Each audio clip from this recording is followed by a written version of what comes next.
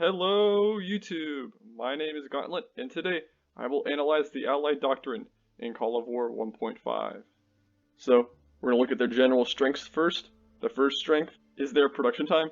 They get a 30% decrease to their production time. When this is stacked on high-level production centers, it will allow the extremely fast production of a military.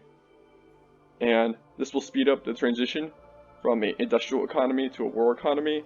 And what I mean by that is when you're in your industrial economy, you won't have a large standing army.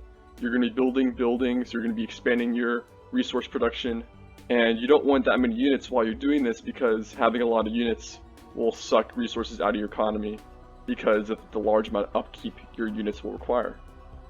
And so this transition time will allow you to move from building buildings into producing a large standing army much more quickly than your counterparts. Or because this bonus kind of stacks on production buildings, because this provides the same bonus as like a level 2 barracks would give to a level 1 barracks, you can just not have to build those higher level production centers and instead spend those resources elsewhere, which will save you resources in the long run.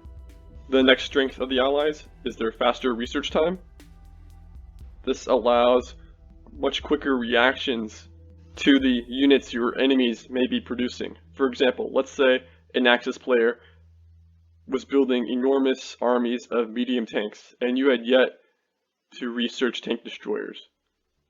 As a countermeasure, you can quickly research level 1, level 2, level 3 in order to counter the Axis heavy armor, whereas these other doctrines would take much longer to research countermeasures.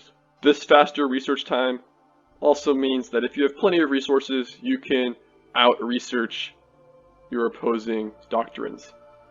However, like I said in the first look video, research time will usually not be the issue for you, it will be the research cost. And the Allies have another strength here in that they have a 30% reduction to research cost. And what this means in practice is that it will allow you to either spend those unused resources elsewhere, or you can spend it into researching more units and into units that will help you diversify your military. It also, of course, makes rushing higher level technologies more feasible, such as nuclear weapons. However, I do not think that is advisable. I much more prefer the slow and steady approach of gradually improving my army, gradually improving my industry, and once my industry is maxed out, then I will start going crazy rushing for important technologies. Now for the weakness all Allied units share. This minus 10% to all of your units' move speed. This really hurts the Allies in that it will inhibit their logistics and inhibit the ability of their stacks to reinforce one another, which will make them more susceptible to shoot and scoot, and will make it much harder for allied countries to pick their battles, as their opponents will be able to retreat from them because of their faster speed, and vice versa, the Allies will have a harder time retreating from battles that are unfavorable.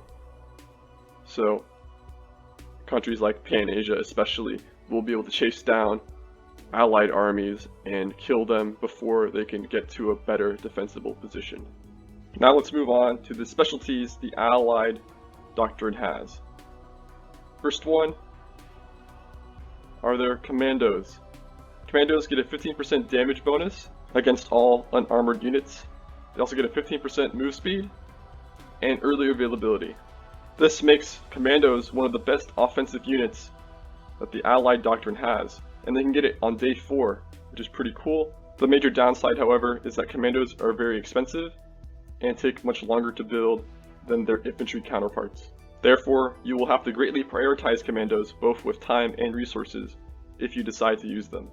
Their stealth ability allows you to launch great ambushes against enemy soft units. For example, let's say your enemy has a stack of infantry units attacking you with artillery coming in from behind. You can have your commandos slightly off to the side of where the infantry units are going to move, and after the infantry has moved past, you can use your commandos to move in between the infantry and artillery and have your commandos attack their artillery when it's separated from the infantry and allow you to do great damage to a weaker target. Another thing to keep in mind is that a big change from 1.0 to 1.5 is that commandos and paratroopers no longer need a capital to be built.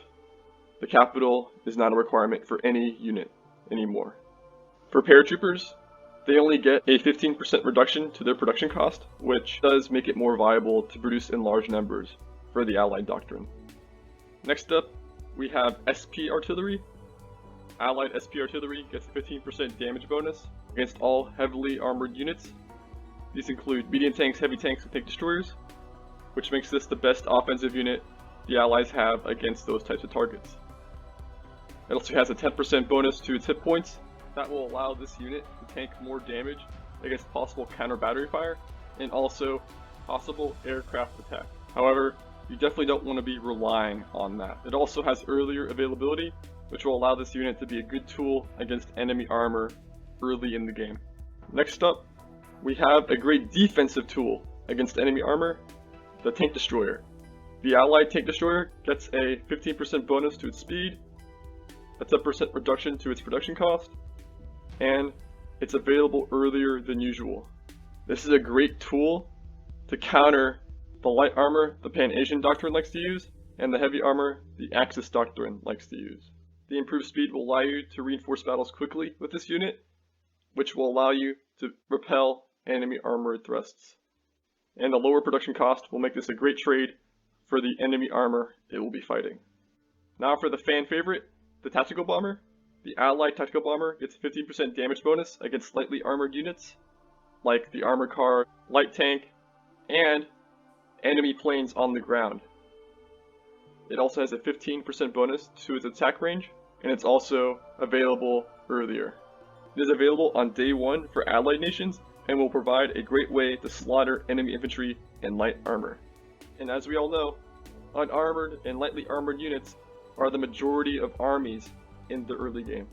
Next up is a unit that was very powerful in real life, but has not really found a home yet in this game. The Strategic Bomber. The Allied Strategic Bomber gets a 15% bonus to its range, which will allow it to perform deep raids behind enemy lines. Against enemy factories and airbase networks, it also has a 10% bonus to its hit points, which will hopefully make this plane more viable because it has greatly suffered in the past from being unescorted and slaughtered by enemy interceptors and enemy anti-aircraft guns. Moving on to the Destroyer, the Allied Destroyer gets a 15% damage bonus against enemy submarines, a 15% move speed bonus, and earlier availability. This makes the Allied Destroyer the ultimate counter to these underwater devils that will plague your convoys and plague your logistics. Even against the really powerful Axis submarines, the Allied Destroyer can still hold its own. Its higher move speed will allow this destroyer to hunt down enemy submarines with ease. Its earlier availability will allow this to be a cheap way to gain early naval superiority in your neighboring waters. Now for last, and debatably least, nuclear weapons. The Allies get some early availability on these powerful weapons. However, these weapons will still be the same price for the Allies as it would be for the other doctrines. However, the Allies still have an advantage in this area because of their much lower research costs and research time, so they're the best doctrine to rush these weapons. That's it for the Allied specialties. Now, let's move on to my conclusions. I believe the Allied strength lies in its ability to fight a great defensive war and not in a mobile war like the Axis will fight, or the Pan-Asians will fight.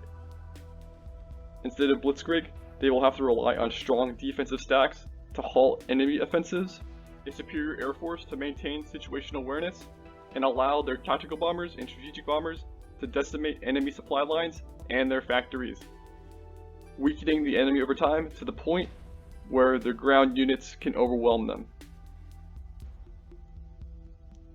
The lower max speed will also greatly hinder this doctrine's ability to fight a mobile land war.